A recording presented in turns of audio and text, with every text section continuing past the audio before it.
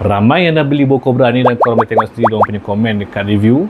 Ramai juga yang tanya tentang benda yang ada dekat tali ni. So dekat tali ni adalah finger protector yang diperbuat daripada getah silikon. Tujuan dia adalah untuk supaya kita dapat tarik tali tanpa jari kita cepat melecet ataupun sakit. Sebab bila kita tarik tali tanpa ada protection ni, jari boleh mudah melecet ataupun sakit lah.